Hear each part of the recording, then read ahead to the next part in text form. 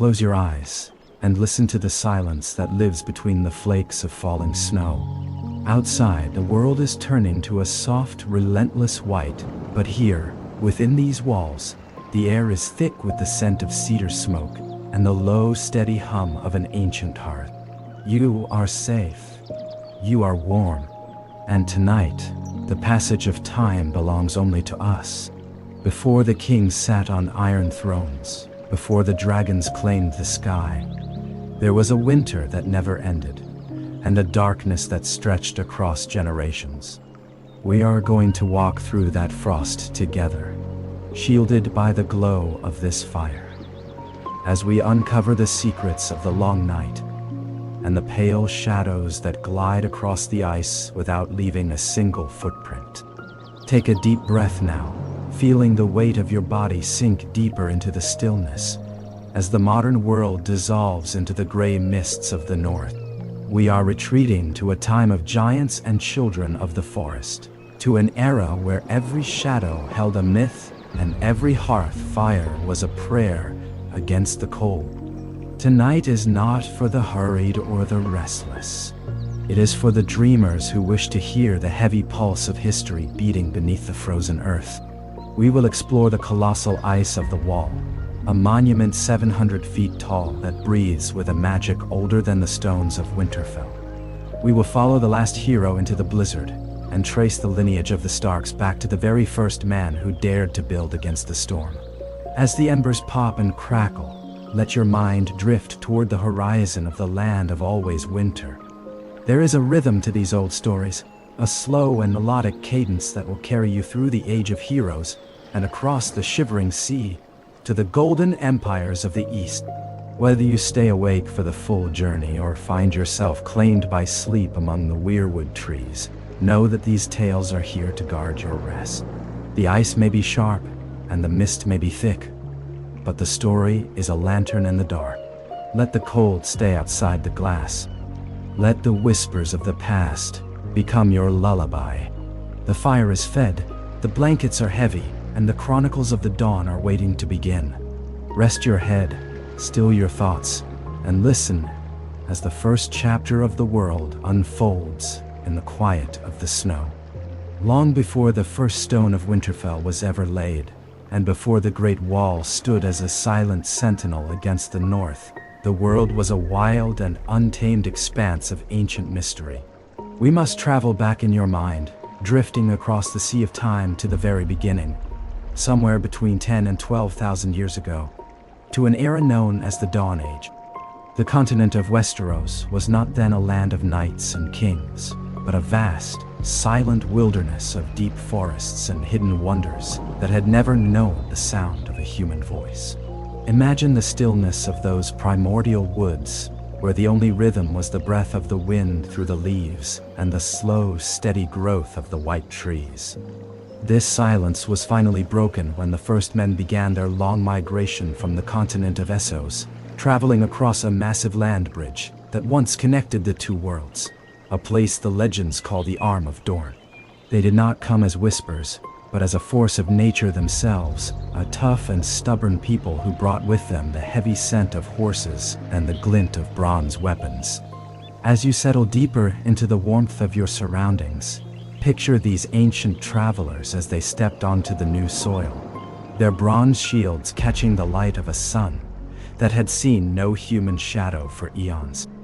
They were a people of movement and iron will, claiming the land as they went, building their circular hill forts and driving their livestock through the tall grasses of the Reach and the rugged hills of the Stormlands. They looked upon the mountains and the rivers with a sense of ownership, unaware that they were walking into a land that was already inhabited by a presence far older and more subtle than their own. The air of Westeros was thick with a magic they did not yet understand, a lingering power that resided in the very earth and the bark of the trees. These newcomers were settlers of the dawn, carving their way through the wilderness with a determination that would eventually reshape the entire face of the continent. Yet for a long time, they were merely guests in a world that belonged to the shadows of the forest. The landscape they encountered was a tapestry of endless green and deep, dark waters, where the seasons moved in long, slow cycles that could last for years. In the quiet of the night, the first men would sit around their campfires, much like we do now, staring into the flames and wondering what lay beyond the tree line. They brought with them their own traditions and their own strength, but the land itself seemed to watch them with 1,000 unseen eyes. The migration was not a single event, but a slow and steady tide of humanity flowing across the Arm of Dorne, a bridge of stone and earth that would not last forever. As they pushed further north, they encountered forests so dense and ancient that the sunlight barely touched the floor. And it was here that their path finally crossed with the original inhabitants of the realm. Think of the vastness of that journey, the thousands of miles covered by foot and hoof, as a whole culture moved toward a destiny they could not yet foresee. They were craftsmen of bronze and masters of the horse, bringing a new technology to a world that had known only stone and wood. Every step they took was a heartbeat in the long history of the realm, a pulse of change that would lead to the rise of kingdoms and the fall of empires. Yet, in these early days, they were simply seekers, wandering through a dreamlike world of giants and mystery. The first footprints they pressed into the mud of the shores and the needles of the forest floor were the beginning of a story that is still being told in the whispers of the wind. Allow your mind to rest on the image of that ancient crossing, the steady march of a people beneath a younger sun, as they moved toward the heart of a continent that would one day call them its own.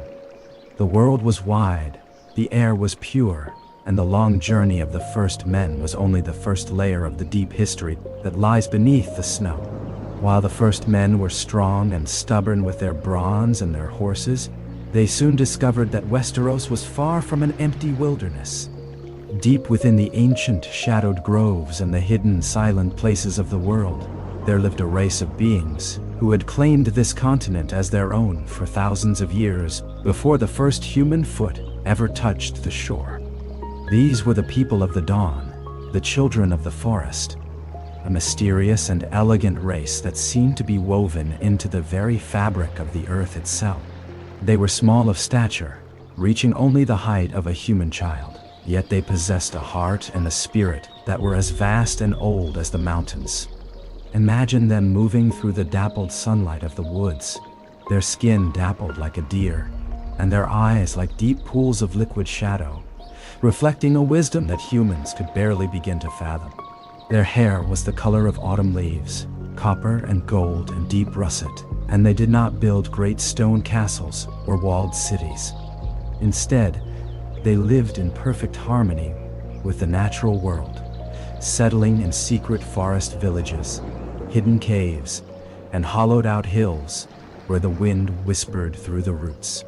The children did not possess the heavy metal of the men who came from the east, but they were masters of a different kind of craft, working with obsidian, the volcanic glass they called frozen fire. They fashioned their arrowheads and blades from this dark, shimmering stone, weapons that were as sharp as a razor and held a strange, biting cold. But their true power lay in something much deeper than any physical weapon. They were a people of magic, a real and ancient sorcery that allowed them to speak with the birds and the beasts, and to see the world through the eyes of the forest itself.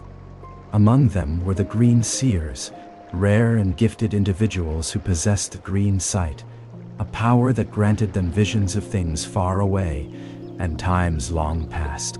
They could tap into the secret pulse of the world, feeling the vibration of the earth and the flow of the rivers, as if it were their own blood. To the children of the forest, the most sacred things in existence were the weirwood trees. Those pale giants with bark as white as bone and leaves that glowed like 5-fingered crimson hands. They carved haunting faces into the trunks of these trees, with deep-set eyes that seemed to weep red sap, believing that these were the eyes of their gods watching over the world. Through these faces, the green seers could watch the passing of the ages, connecting the past, the present, and the future into a single, eternal moment. They did not worship in temples made by hands, but in the open air, under the canopy of the living wood, where the rustle of the leaves was the only hymn they needed.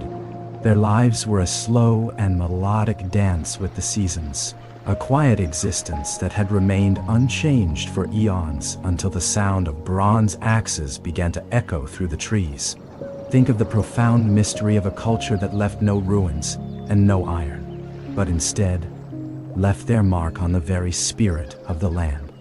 They were not a passive or weak people. They were the guardians of the old world, protectors of the ancient secrets that the first men could not yet comprehend. When the humans began to cut down the sacred weirwoods and claim the fertile valleys, the children did not simply fade away into the shadows.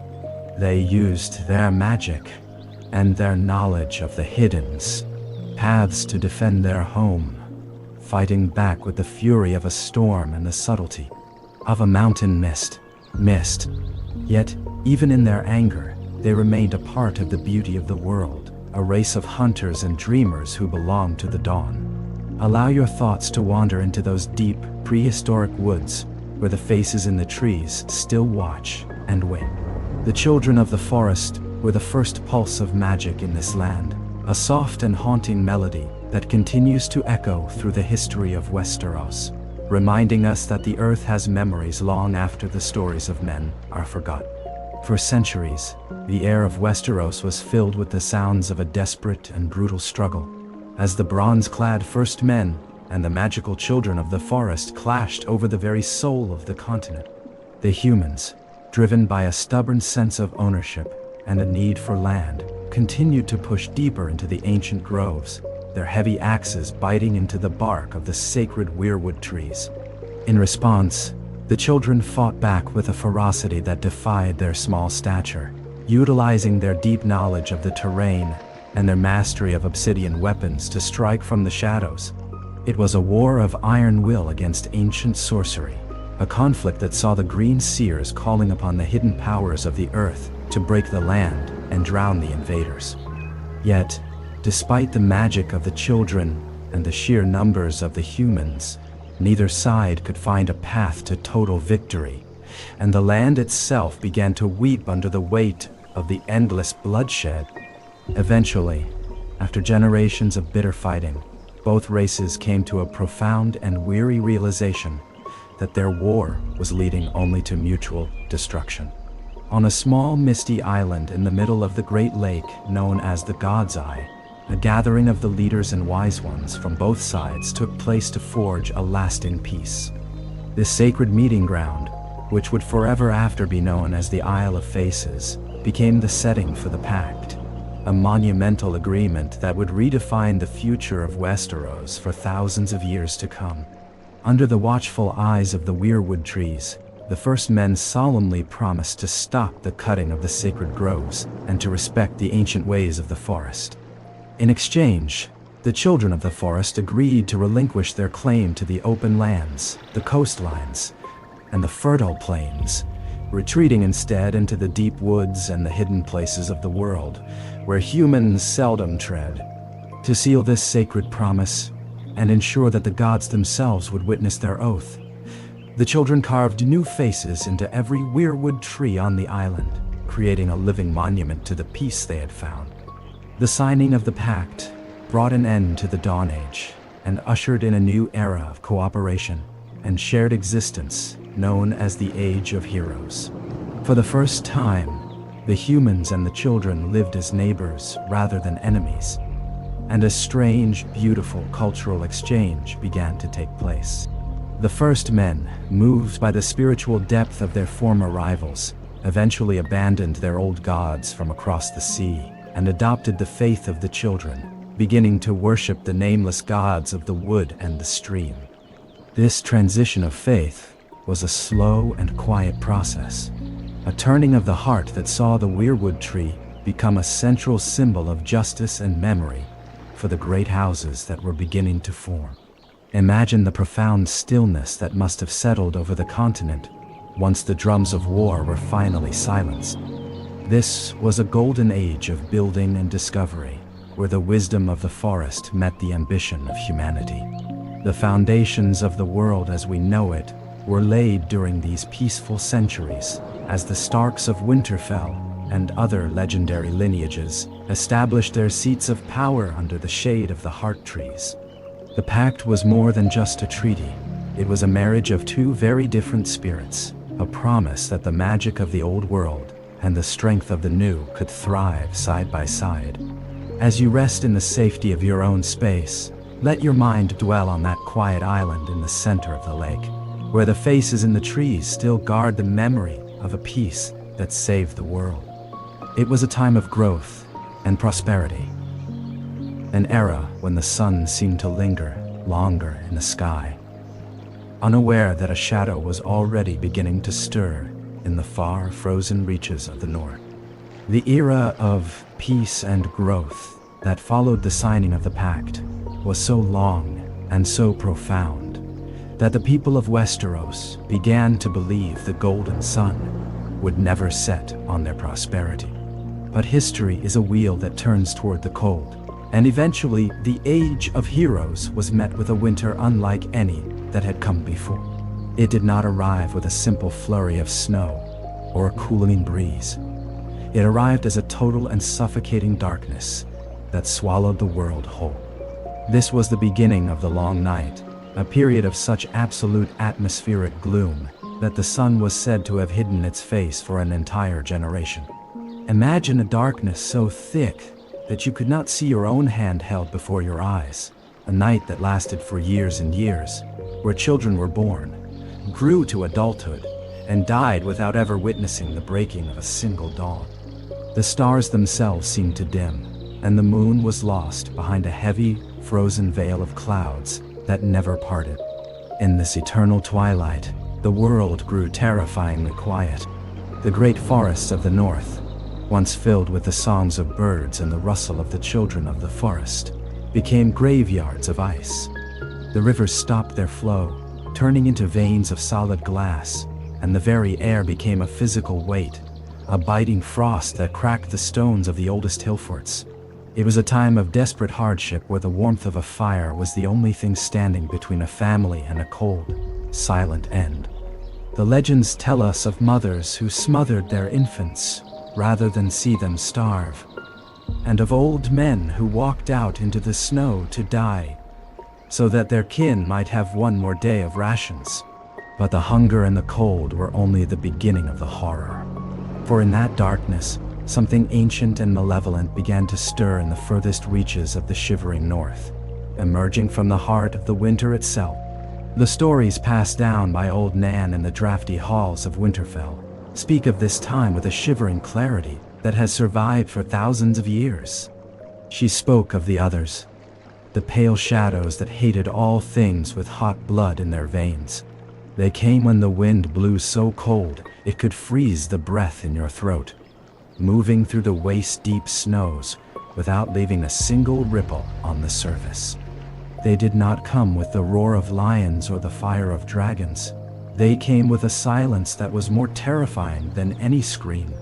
Along with them came the giant ice spiders, creatures as pale as the moon and as large as hounds, hunting those who tried to flee the darkness. The long night was not just a season of bad weather. It was a systematic erasure of life, a slow and freezing tide that threatened to turn the entire world into a kingdom of permanent, lightless ice. As you lie there in the comfort of your room, let the scale of this ancient shadow settle into your mind, serving as a contrast to the safety you feel now. The people of that era had no wall to protect them, and no great castles designed for such a deep freeze. They were caught in the open, huddled in their circular forts, watching the horizon for a sun that refused to rise. Every night was a struggle for survival, and every hour was a test of the human spirit. The darkness was so long that memories of summer began to fade into myth, and people began to forget the color of green leaves or the feeling of warm soil beneath their feet. It was a world of gray, white, and black, where the only reality was the encroaching frost and the pale, cold eyes watching from the edge of the firelight. This was the crucible of humanity, the moment when the world stood on the very brink of an endless, silent grave, waiting for a hero who seemed destined never to arrive. The others did not arrive as the mindless, decaying corpses of later folklore. but as something far more elegant and terrifyingly beautiful. They were the cold made flesh, sidling out of the heart of the eternal winter with a grace that seemed to defy the very laws of nature. To look upon one was to see a creature carved from the purest, most translucent ice, their skin as pale as a mountain peak under a dying moon. They were tall and gaunt, yet they moved with a fluidity that made the heavy, bronze-clad first men appear clumsy and slow. Their armor was a masterpiece of sorcery, a shifting surface that seemed to change color with every step, mimicking the gray of the shadows, the white of the drifts, and the deep blue of the frozen night. It was not a metal forged in a fire, but a substance birthed from the absolute zero of the far north, a material so cold that it could shatter any blade made by human hands upon the first impact. When another moved, there was no sound of footsteps on the snow, no rustle of fabric, only a chilling, melodic scrap of ice against ice that sounded like the cracking of a frozen lake in the dead of night. Their eyes were their most haunting feature, burning with a brilliant predatory blue that held no warmth and no mercy, a light that seemed to come from a world where the sun had never existed. They spoke to one another in a language that sounded like the splintering of glass, a sharp and rhythmic tongue that sent shivers down the spines of any who were unfortunate enough to hear it. They were not driven by simple hunger or the base desires of men. They were an elemental force, a cold tide that sought to extinguish every spark of heat and every heartbeat in the world. Their presence alone caused the temperature to plummet, turning the very breath in a man's lungs into shards of frost that bit at the throat. The weapons they carried were just as otherworldly as their forms. They wielded longswords made of a translucent crystal that glowed with a faint, ghostly light. These blades were not merely sharp, they were imbued with a supernatural chill that could turn a bronze sword into brittle shards with a single blow. When these ice blades struck, they did not just cut flesh. They froze the blood instantly, claiming the life of the victim before they could even feel the sting of the wound. The others were the ultimate hunters of the long night, shadows that walked in the light of the moon, commanding the very frost to do their bidding. They did not fear the darkness, for they were the masters of it, moving through the blizzards as if the wind itself were their servant. In the quiet safety of your own rest, imagine the sheer, chilling majesty of these beings as they stood on the edge of a frozen ridge, looking down upon the flickering, fragile fires of humanity. They represented a silence that wanted to last forever, a peace that was as cold as the stars. To the first men, they were not just enemies, they were a nightmare made real, a reminder that the world held powers far older and more indifferent than any god they had ever worshipped. They were the white shadows of the woods, the pale riders of the ice, and their emergence marked the moment when the world truly began to freeze from the inside out. Every step they took toward the south was a step toward an eternal grave of white, a future where the only thing left would be the wind howling through the bones of a dead civilization. They were the cold, and they had finally come to claim their kingdom. The terror of the others was not limited to their own ethereal and deadly presence, for they possessed a power that struck at the very heart of human dignity and the sanctity of rest. They were necromancers of the frost, capable of raising the fallen to serve as their mindless, eternal thralls. These creatures, known as wights, were the tragic remains of men, women, children, and even animals who had succumbed to the cold or the blade, only to be jerked back into a grotesque semblance of life by the touch of the white shadows. Imagine the sheer horror of a battlefield where the fallen do not stay down, but instead rise with eyes glowing a pale, baleful blue, their movements stiff and mechanical, yet driven by a relentless and singular purpose. A wight felt no pain, required no sleep, and knew no fear. It was merely a vessel for the will of its masters, a puppet of ice and dead flesh that would continue to claw and tear at the living, even if its limbs were severed or its torso pierced through.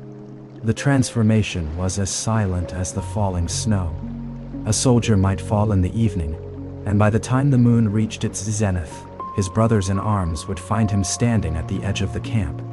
His skin turned the color of a bruised plum, and his hands stained black with congealed blood. These were not the ghosts of stories, but physical, heavy threats that could break down doors and strangle a man in his sleep with unnatural strength. The legends tell us that even the great bears of the north and the horses of the first men were not immune to this curse. Pale, undead horses carried the others through the blizzards, and monstrous ice spiders, as large as hounds, were said to join the macabre procession, hunting through the drifts for any spark of warmth that remained. This was the true cruelty of the long night. It turned a man's own kin into his executioners, ensuring that every loss sustained by humanity was a direct gain for the army of the dead. In the flickering light of your own safety, consider the psychological weight of such an enemy. To the people of the Age of Heroes, the whites represented a loss of the ultimate release that death is supposed to provide. There was no peace for the weary, only a cold and hollow servitude in the dark. The only way to truly stop a white was with the purifying tongues of fire, a realization that came slowly and at a desperate cost.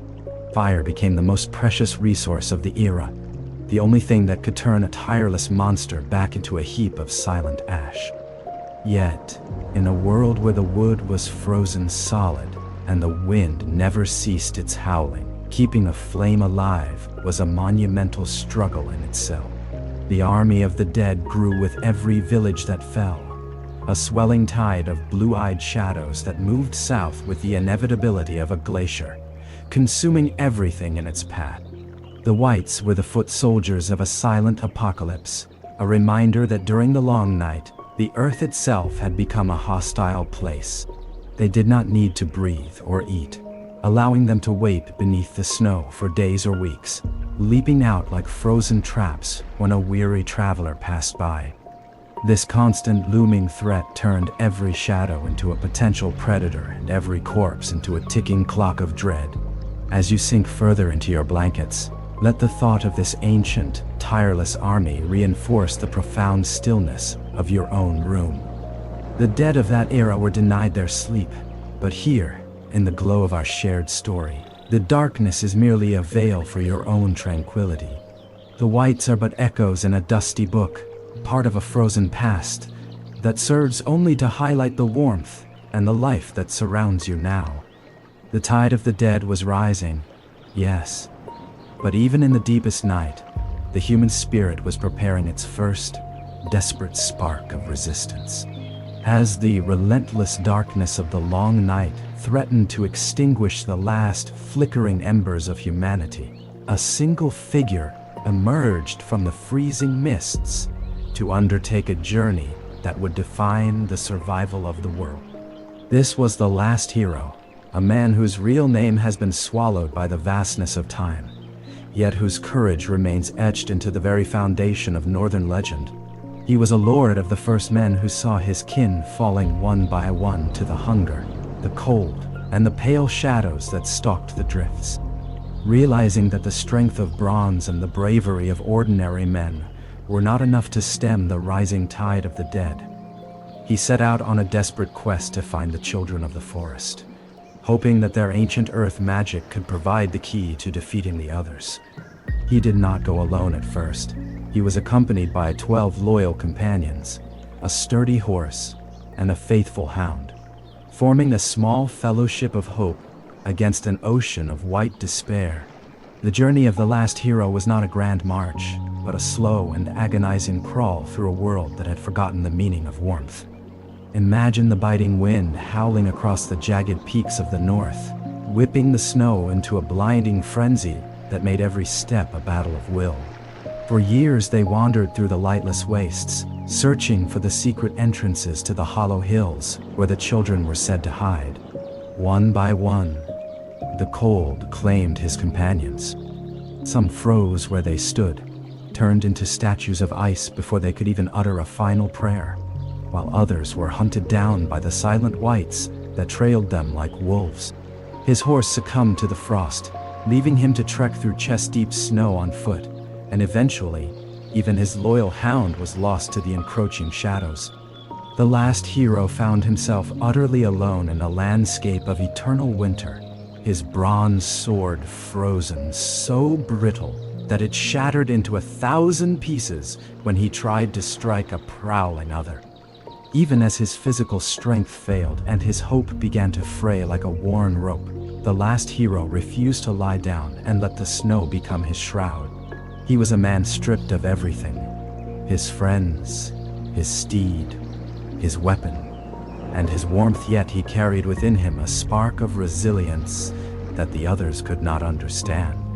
He moved like a ghost through the blizzards, his breath coming in ragged, frozen gasps, driven by the knowledge that the fate of every living soul rested on his ability to reach the ancient guardians of the trees. The legends tell us that just as the white shadows closed in for the final kill, the children of the forest finally revealed themselves, moved by his impossible endurance and the purity of his desperation. They took him into their secret sanctuaries beneath the earth, where the roots of the weirwoods provided a ceiling of protection, and the warmth of the deep soil offered a reprieve from the murderous winds above. As you drift closer to your own quiet rest, visualize this lone traveler standing at the edge of the world's end, a solitary point of light in a universe of shadow. His story is a testament to the idea that even when the darkness is absolute, a single act of defiance can change the course of history.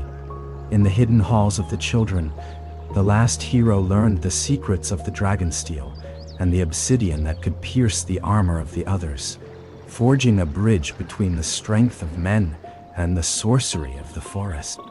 He was the bridge between the Dawn Age and the world that was to come, a man who walked through the very heart of the nightmare so that future generations might once again see the sun. Let the weight of his long, cold walk make your own bed feel even softer, and let the silence of the snow in the story become the peace that carries you into your dreams. The hero had found the help he needed, and for the first time in a generation, the darkness began to feel a little less permanent. The tides of the long night finally began to turn when the ancient wisdom of the Tarkian, children of the forest, merged with the desperate resolve of the first men, leading to the legendary battle for the dawn. This was not a single clash of blades on a sunlit field, but a sprawling, chaotic struggle fought in the heart of a 1,000-year blizzard, where the very fate of the living world hung in the balance. The last hero had returned from the Hollow Hills, bringing with him the knowledge of dragon glass and the secrets of dragonsteel, materials that could finally pierce the supernatural armor of the others. Imagine the scene as the first fires of resistance were lit across the frozen tundra, small points of orange light defying the oppressive, ink-black sky. For the first time in a generation, the humans did not just huddle in their forts waiting for the end. They marched out to meet the cold, their bronze shields reinforced by the obsidian blades provided by their small magical allies. The battle itself was a symphony of ice and fire, a cacophony of shattering glass and the roar of 1,000 torches. The children of the forest fought alongside the knights of the Age of Heroes, using their green sight to predict the movements of the pale riders and calling upon the roots of the earth to entangle the skeletal wights. The others, who had spent centuries believing themselves invincible, found their translucent blades meeting steel that did not shatter and glass that bit deep into their frozen hearts. When another fell, it did not bleed. It dissipated into a mist of white frost, a haunting shriek echoing through the wind as its essence returned to the void. The sheer scale of the conflict was immense, stretching across the vast neck of the north and into the shivering forests, as every living soul realized that there would be no second chance if the dawn did not break this day. As the struggle reached its peak, the legends tell of a singular moment of profound cosmic change, where the collective will of the living began to push back the encroaching shadows. The great heroes of the era, names like Azor Ahai and the Last Hero, stood at the vanguard, their weapons glowing with a heat that seemed to mimic the missing sun. The army of the dead, once an unstoppable tide, began to falter as their masters were picked off by the obsidian arrows of the children. It was a slow, agonizing victory, bought with the lives of thousands, but eventually, the relentless snows began to thin, and the first gray light of a new morning touched the horizon for the first time in decades. The others did not surrender. They simply retreated, melting back into the furthest, most inhospitable reaches of the land of always winter, defeated, but perhaps only waiting for the world to forget them once again. As you settle further into the tranquility of the present, let the image of that first sunrise wash over your mind, a warmth that traveled across a broken and frozen world. The battle for the dawn was the moment humanity earned its right to continue, a testament to the power of unity in the face of absolute extinction. The world that emerged from the ice was scarred and altered, but it was a world that could once again grow. The fires of the battle died down, leaving behind a legacy of heroism that would be sung in the halls of Winterfell for 5,000 years. The long darkness was over, and though the scars of the frost would never truly fade, the promise of a new spring had finally been kept. Rest now in the knowledge that even the longest night eventually yields to the morning, and the shadows that once haunted the world are now nothing more than whispers in the wind. After the sun finally returned to the world, and the pale shadows retreated into the deepest heart of the north, the survivors of the long night realized that the safety of the dawn was a fragile thing. They knew that the others were not destroyed, but merely defeated, and that the memory of man is far shorter than the duration of a winter. To ensure that the living would never again be caught defenseless in the dark, the legendary figure known as Bran the Builder set out to create the greatest feat of engineering the world had ever seen. This was the birth of the Wall, a colossal rampart of ice, stone, and ancient sorcery that stretched 300 miles from the Frostfang Mountains to the shivering shores of the Bay of Seals. Imagine a structure so immense that it humbles the very mountains around it, rising 700 feet into the air like a frozen tidal wave, its surface shimmering with a pale blue light that seems to hold the sky itself aloft. The construction of the wall was not merely a matter of stacking blocks of ice and hauling granite. It was a labor of generations that required the cooperation of giants, men, and the children of the forest. The legends tell us that the children wove their deep earth magic into the very foundations of the ice, enchanting the wall so that no dead thing could ever pass through its gates. This was a barrier of spells, as much as it was a barrier of physical substance, a living shield that breathed with the cold of the north. As the years turned into centuries, the men of the newly formed Night's Watch would pour seawater over the top, allowing the freezing winds to add layer upon layer of fresh ice, making the wall thicker and stronger with every passing winter. It became a shimmering monument of defiance, a line drawn in the frost that told the darkness it could go no further.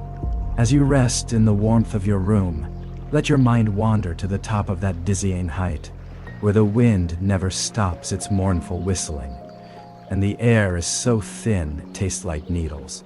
From the summit, the world to the south looks like a peaceful tapestry of green and gold, while the world to the north is a jagged, endless waste of white mystery. The wall was more than a fortification. It was a vow made by a battered civilization to its future children. It was built to be so high that even the largest ice spider could not scale it, and so thick that a dozen knights could ride abreast along its crest. The shadows of the towers, like Castle Black and the Night Fort, stretched long across the snow, housing the brave souls who gave up their names and their lives to stand sentinel over the realms of men. The mystery of the wall lies in its endurance. Thousands of years have passed, kingdoms have risen and fallen, and the dragons have come and gone, yet the wall remains, a silent and freezing giant that guards our dreams. It is a reminder that even the most terrifying night can be held at bay if we build our defenses with enough conviction and magic. Feel the profound stillness of that massive block of ice, a cold so deep that it has become its own kind of heat, anchoring the very continent of Westeros to the earth. As you sink deeper into the quiet of the night, let the image of the wall serve as your own personal shield, a boundary between the worries of the day and the peaceful solitude of your sleep. The wall stands, the watch is set, and the darkness beyond is kept forever at a distance by the strength of those who remembered the cold when the rest of the world chose to forget. With the wall standing as a colossal anchor against the north, there arose a need for a dedicated brotherhood to inhabit its shadow and serve as the eyes and ears of the living world. This was the inception of the Night's Watch, an order born from the desperation of the long night and sworn to an eternal vigil that transcends the rise and fall of petty kings. In those early days, the Watch was a collection of the finest knights, the most resilient scouts, and the most selfless heroes of the Age of Heroes. Men who willingly cast aside their inheritance and their family names to become the shield that guards the realms of men. To join the Watch was to undergo a sacred transformation, a shedding of the self in favor of a higher purpose that looked only toward the frozen horizon. Imagine the first brothers of the Watch, clad in heavy furs and boiled leather, standing upon the dizzying heights of the ice and staring into a darkness that had once nearly consumed their ancestors. The oath of the Night's Watch is a melody of sacrifice, a series of solemn promises that anchor the spirit to the wall until the very end of one's days. They are the watchers on the walls, the fire that burns against the cold, the light that brings the dawn, and the horn that wakes the sleepers. Every word of that ancient vow was designed to remind the brother that he no longer belongs to the world of men, but to the wall itself. In the prime of the order, it was considered a great honor to wear the black, and the great houses of the north and south alike would send their younger sons to serve, viewing the Watch as a noble calling rather than a punishment.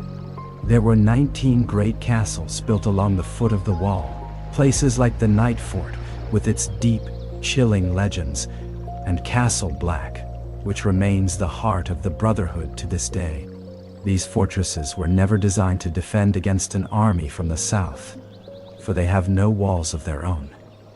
Their only purpose is to support the men who look north, toward the land of always winter. As the centuries drifted by like falling snow, the memory of the long night began to fade into the realm of nursery tales and superstitions. The world grew warmer, the sun stayed longer in the sky, and the people of Westeros began to look at the wall as a relic of a primitive past rather than a necessary defense. The Night's Watch, once thousands strong and filled with the pride of the realm, began a slow and painful decline.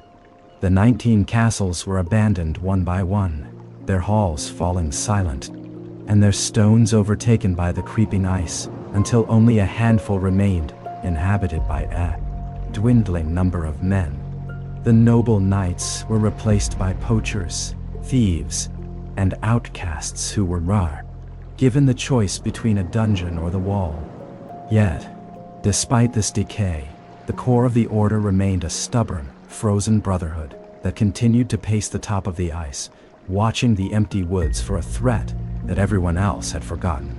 Let your mind rest on the image of a lone sentry, walking the battlements in the dead of night, his breath a faint cloud in the moonlight, and his black cloak heavy with frost.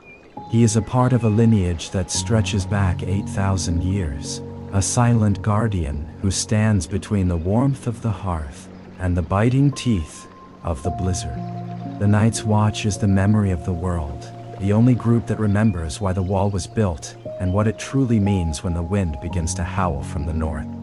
Even in their diminished state, they are the thin black line that holds the darkness at bay, a testament to the endurance of a promise made in the aftermath of a nightmare. As you sink into the quiet comfort of your own bed, feel the security of that ancient vigil. The watchers are still there, their eyes fixed on the tree line, ensuring that the peace of the realm remains undisturbed while the rest of the world sleeps in the glow of the fire. The watch continues, and as long as a single man in black remains, the dawn is protected. While the icy winds were howling across the rugged landscapes of Westeros, the terror of the long night was not confined to a single continent. Far to the east, across the vast and shivering expanse of the Jade Sea, the ancient and sophisticated civilizations of Essos faced their own struggle against a creeping, supernatural darkness. In the annals of the Golden Empire of Yiti, the legends speak not of the others, but of a catastrophic era where the sun hid its face in shame from the wickedness of man. This was the time of the Bloodstone Emperor, a figure of profound malice who usurped his sister, the Amethyst Empress, and ushered in a reign of terror that shattered the cosmic balance. It is said that his betrayals and dark sorceries caused the Maiden Maid of Light to turn her back upon the world, allowing the Lion of Night to come forth in all his cold and terrible glory to punish the living. This Eastern perspective offers a hauntingly different layer to our story, suggesting that the Great Darkness was a global apocalypse, a celestial event that demanded a sacrifice of equal magnitude to be undone. Imagine the sprawling golden cities of the East suddenly plunged into a lightless void, where the exotic spices and silks were covered in a fine layer of black frost. In these distant lands, the darkness was associated with mysterious oily black stone, and the fall of a literal shadow that threatened to consume the soul of the empire. The legends of the Five Forts, massive structures of fused stone that predate the Golden Empire itself, serve as a mirror to the wall of Westeros. These forts, each capable of housing 10,000 men, were built to keep the demons of the Lion of Night at bay, suggesting that the threat from the frozen wastes was not limited to the north of Westeros, but pressed against the boundaries of all civilization. The air in these eastern stories is thick with the scent of ancient incense and the weight of a history that stretches back to the very dawn of time, providing a rich and mysterious contrast to the rugged Bronze Age tales of the first men. As you drift deeper into the stillness of your own sanctuary, let your mind travel to the shadow-shrouded city of Ashai by the Shadow, a place where the sun never truly shines and the waters of the Ash River run black and cold. It is from this enigmatic corner of the world that the prophecy of the promised hero originated, a figure who would rise to wield a blade of fire and bring an end to the eternal night. The Easterners call this darkness a trial of the spirit, a moment where the hubris of man was met with the absolute silence of the stars. They speak of the blood betrayal as the catalyst for the world's undoing, linking the physical cold of the winter to the moral decay of those who sought to rule without wisdom. This connection between the heart and the horizon adds a layer of philosophical depth to our journey, reminding us that the light we seek is often found in the choices we make when the world goes dark. The great empire of the dawn may have fallen into the mists of legend, but the structures they left behind and the stories they carved into their stone tablets remain as a warning to all who follow. The long night was a weaver of destinies, pulling threads from every corner of the world to create a tapestry of shared survival. Whether it was the warriors of Yiti standing atop their fused stone ramparts, or the first men huddled in their hill forts, the struggle was the same. A desperate fight to keep the spark of life from being extinguished by an indifferent and freezing void.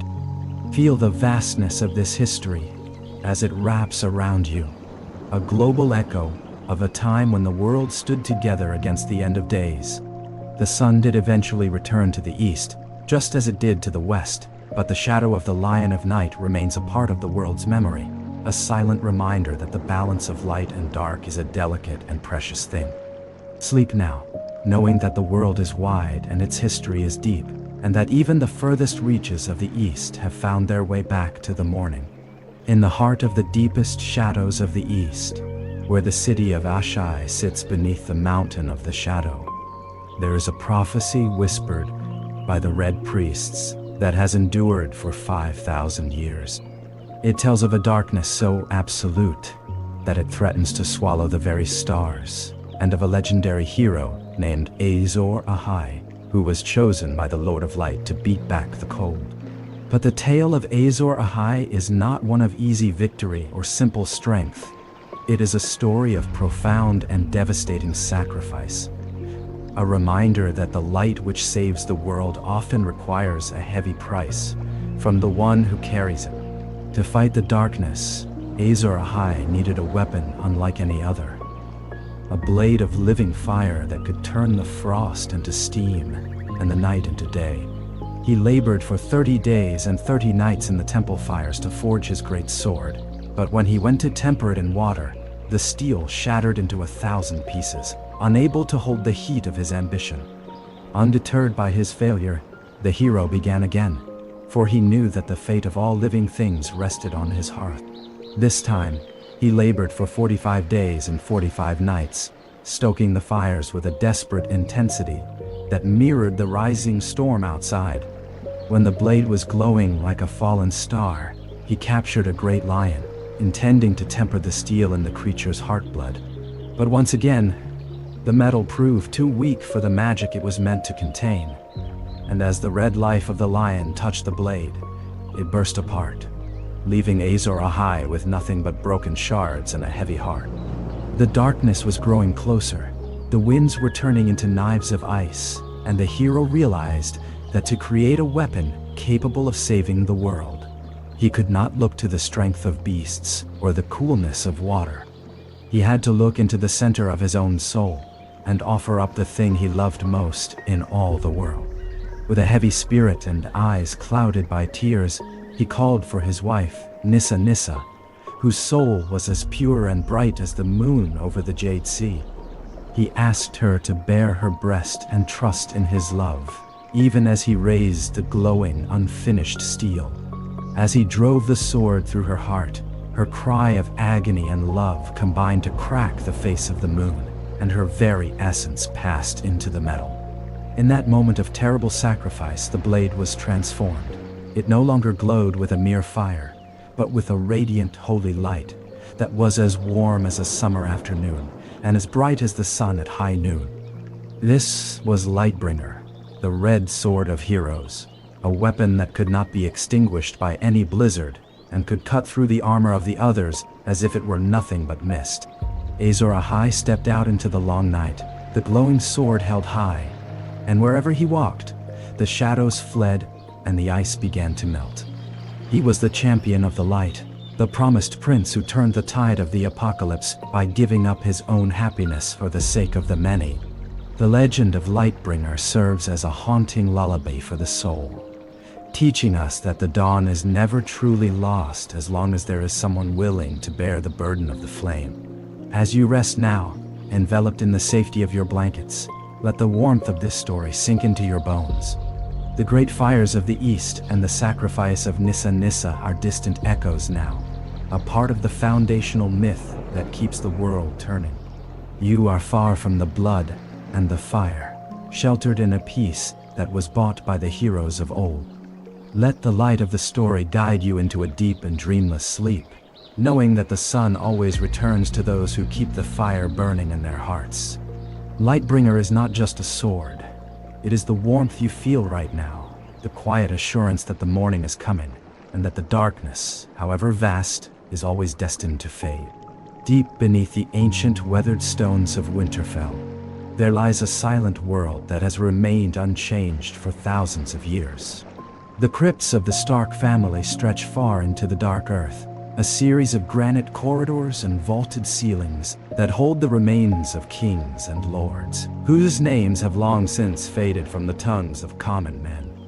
As you settle into the stillness of your own room, imagine the air in these depths cool, still, and smelling of damp stone and the faint sweet scent of time itself.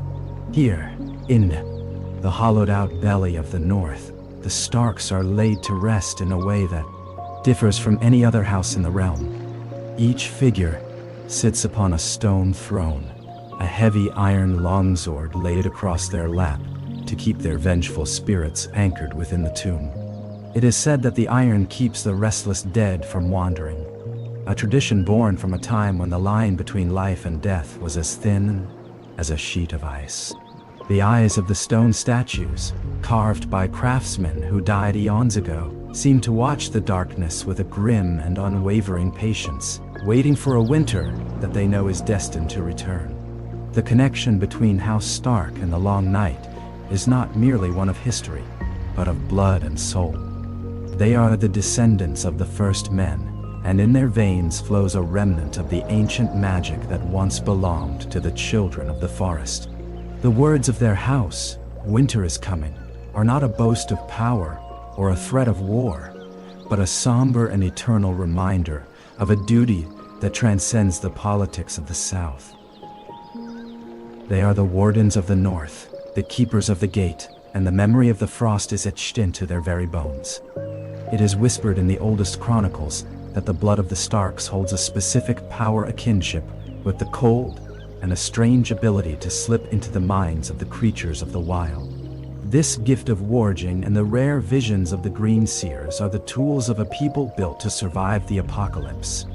To be a Stark is to be a part of the land itself, as enduring as the granite of the crypts, and as unyielding as the ice of the wall. As you drift closer to the edge of sleep, imagine the warmth of the hot springs that bubble beneath the castle of Winterfell, sending steam rising through the walls like the breath of a sleeping giant.